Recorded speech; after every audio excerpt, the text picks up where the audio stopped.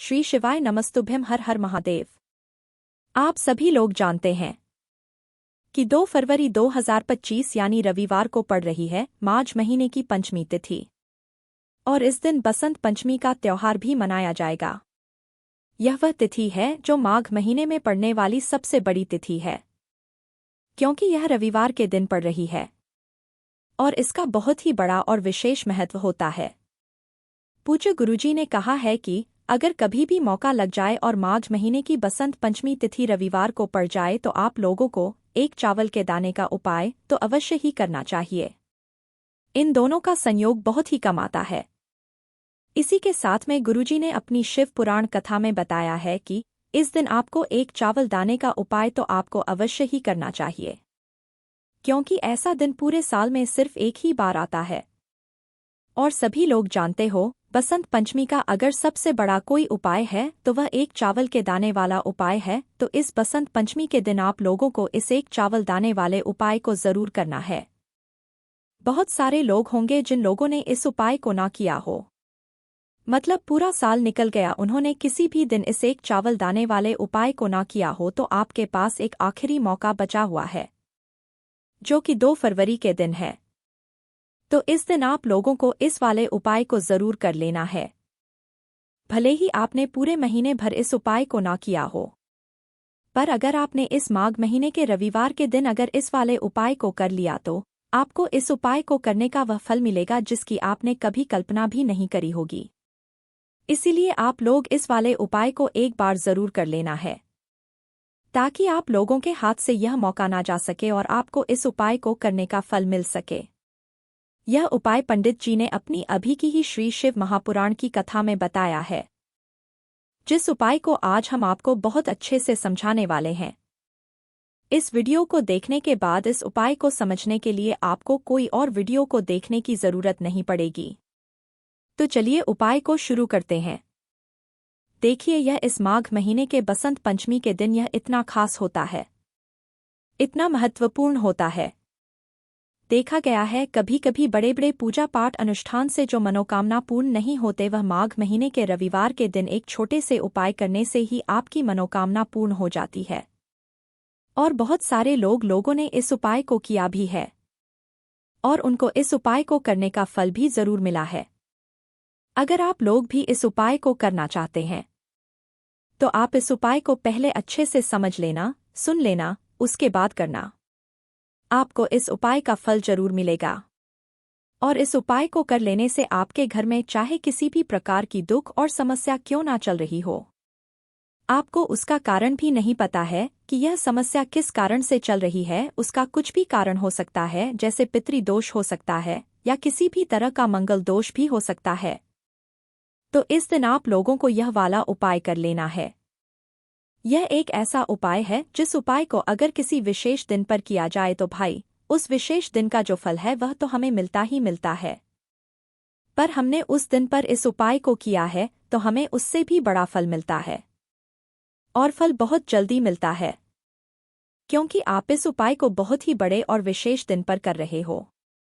तो चलिए अब उपाय के बारे में बात करते हैं, लेकिन उससे पहले आप लोगों को यह जानना आवश्यक है कि आखिर यह उपाय किस समय करना है, किसको करना है और कैसे करना है। तो चलिए हम आगे आपको वीडियो में एक एक करके बता देते हैं।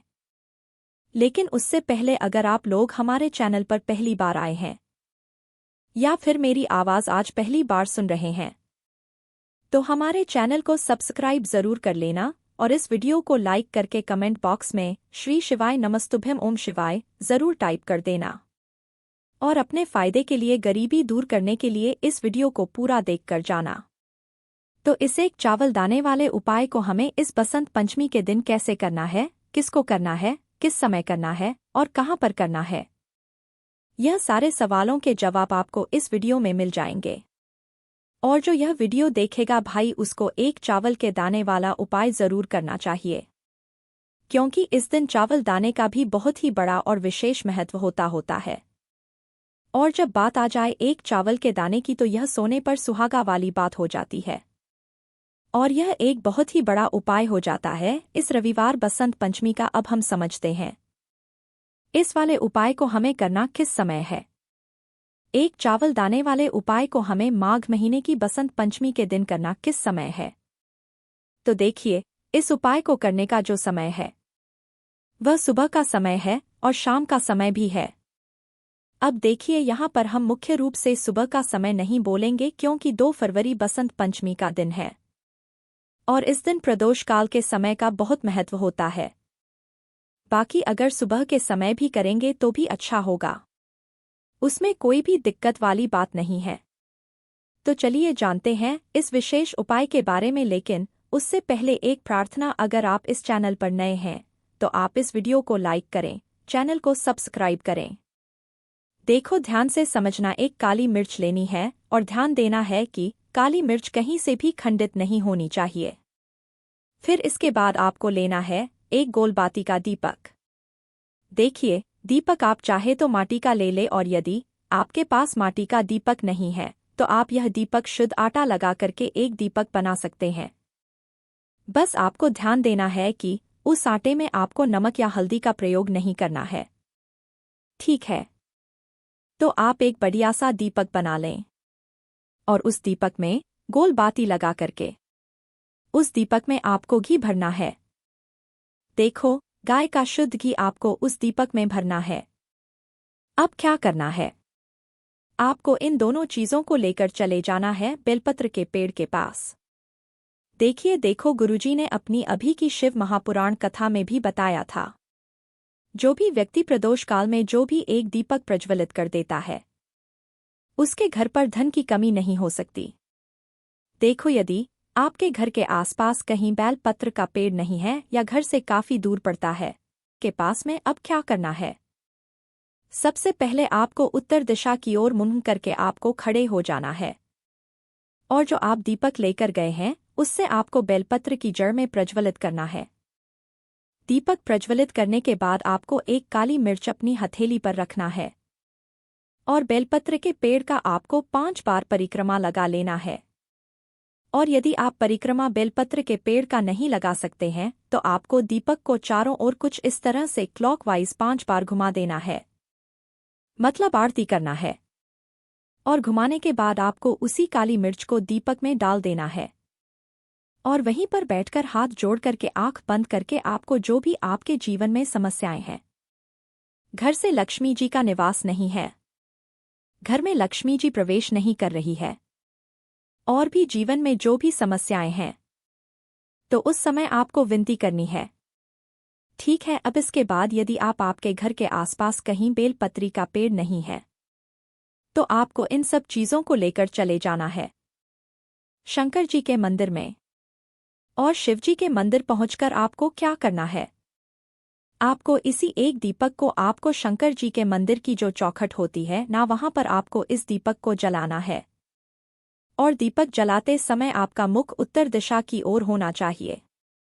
दीपक जलाने के बाद आपको क्या करना है?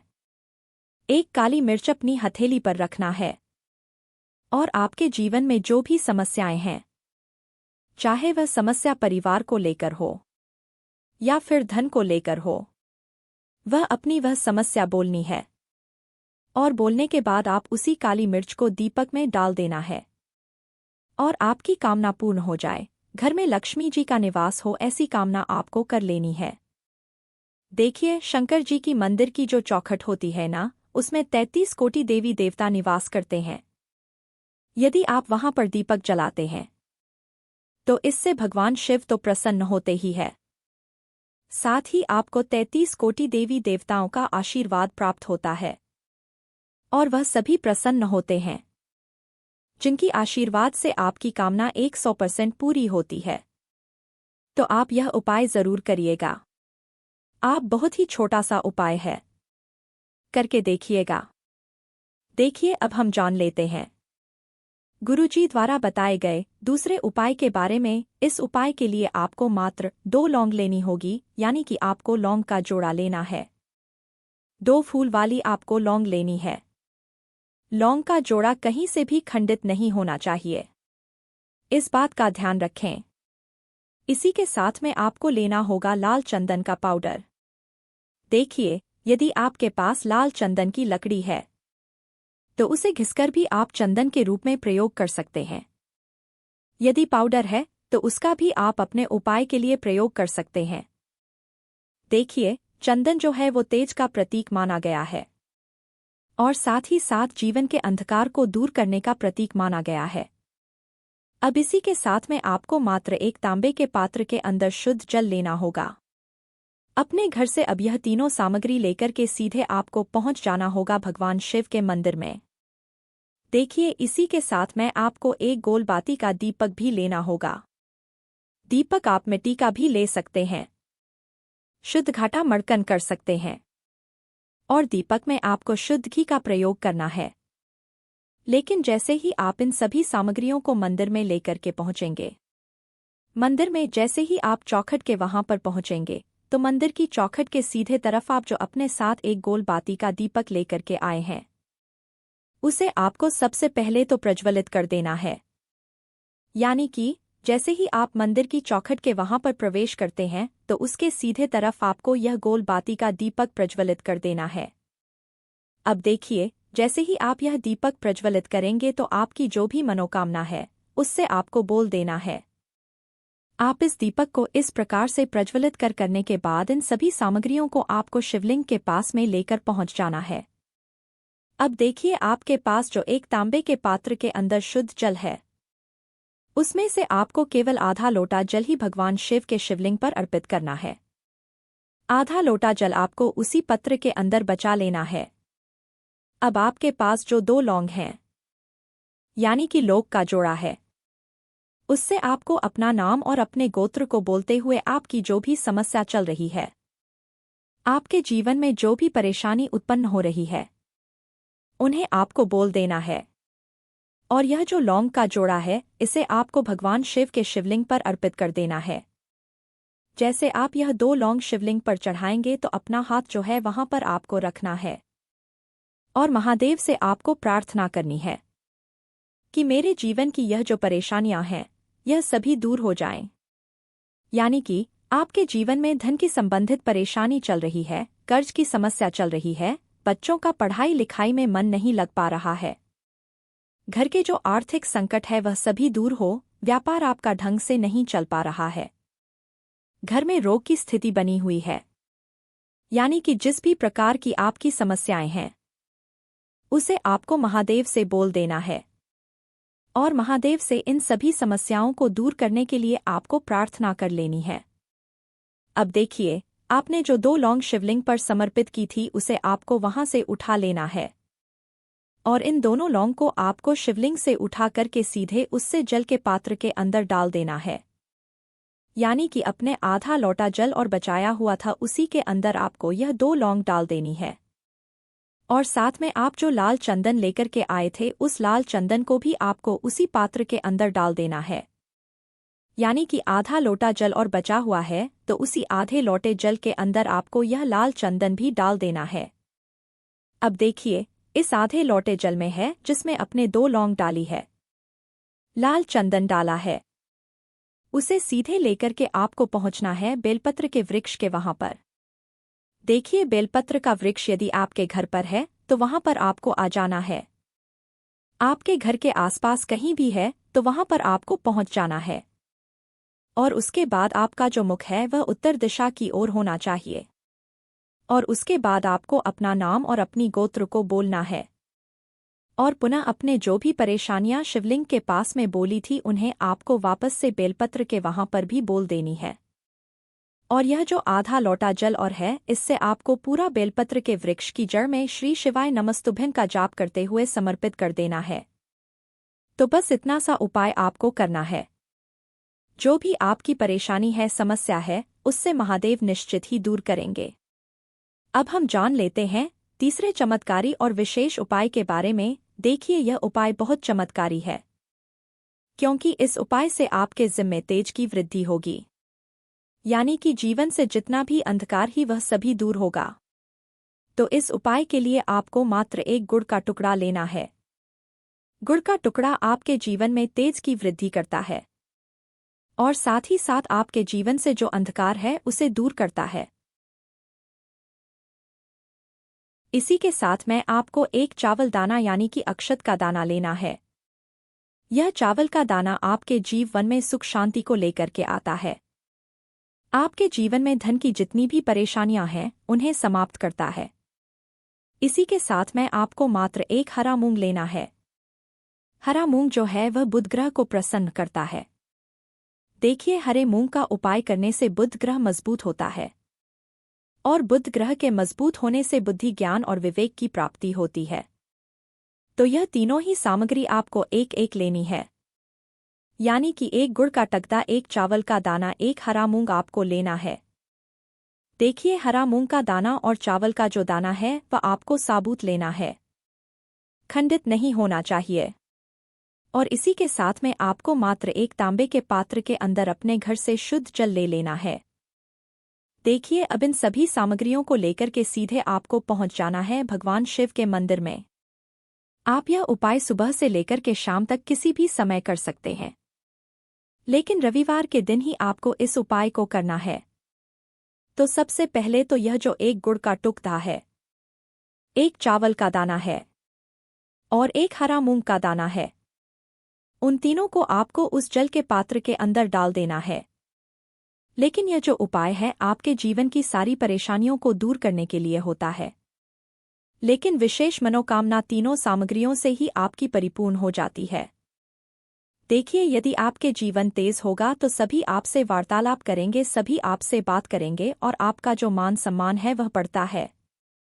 और चावल का जो दाना है वह धन में वृद्धि करता है, मन की शांति के लिए होता है। और हरा मूंग जो है वह बुद्धि, ज्ञान और विवेक की प्राप्ति के लिए होता है। अब देखिए, यह जो एक पात्र है इससे आपको भगवान शिव के शिवलिंग पर धीरे धीरे अर्पित कर देना है। श्री शिवाय नमस्तुभ्यम इस मंत्र का जाप करते हुए और तुम रुकेश महादेव का मन में स्मरण करते हुए, लेकिन तुम रुकेश महादेव का स्मरण करने से यह जो उपाय है और अधिक प्रभावशाली हो जाता है। तो तुम रुकेश महादेव का स्मरण करते हुए यह उपाय करने से आपके जीवन में जो भी अशांति है वह सभी दूर हो जाएगी। तो इस प्रकार से आपको यह सुंदर सा उपाय कर लेना है। इसके बाद बात करते हैं तीसरे उपाय की। देखो, यह उपाय बहुत ही अचूक उपाय है जो आपको करना है। देखो, इस उपाय के लिए आपको 2 दीपक लेने हैं। देखो, दोनों दीपक आपको मिट्टी के दीपक लेने हैं। उसके बाद आपको दोनों दीपक को प्रज्वलित करने के लिए आपको लंबी बात लेनी है और यह दीपक घी और सरसों के तेल से दीपक प्रज्वलित करने हैं। यह सब लेने के बाद आपको लेना है एक कटोरी में कच्चा दूध थोड़ा सा लेना है। उसके बाद आपको लेना है एक लोटा जल। देखो, गुरुजी ने इस उपाय के लिए बताया है कि यह उपाय आपको प्रदोष काल में करना है। कहते हैं कि बेलपत्र के वृक्ष में प्रदोष काल के समय में महादेव वास करते हैं। उस समय हम कोई भी उपाय करते हैं तो उसका फल हमें अवश्य मिलता है। देखो, अब यह सब सामग्री लेकर आपको प्रदोष काल में चले जाना है बेलपत्र के वृक्ष के वहां पर। देखो, वहां पहुंच जाने के बाद आपको सबसे पहले बेलपत्र की जड़ में सबसे पहले वह दूध जो आप लाए हैं उसे समर्पित कर देना है। उसके बाद आपको जो एक लोटा जल जो आप लाए हैं वह आपको धीरे धीरे बेलपत्र की जड़ में समर्पित कर देना है। उसके बाद आप जो दीपक लाए हो दोनों दीपक को आपको बेलपत्र की जड़ बेलपत्र की तरफ मुँह करके बाती का आपको एक दीपक घी का और एक दीपक तेल का प्रज्वलित कर देना है। और आपकी जो भी मनोकामनाएं हैं वह महादेव को बोलना है। देखो, गुरुजी ने कहा रविवार के दिन पर बेलपत्र की जड़ में दीपक प्रज्वलित कर देता है, महादेव उसकी सभी मनोकामना पूरी कर देते हैं। देखिए, आज के इस वीडियो में हमने आपको रविवार के दिन किए जाने वाले 3 बहुत ही सुंदर से उपाय बताए हैं। जो भी आपके लिए उचित है, सरल है, उसे आप कर सकते हैं। यदि उपाय से जुड़ा किसी भी प्रकार का सवाल है तो कमेंट में पूछ ले। उपाय को करते समय आप किसी भी प्रकार की गलतियां ना करें।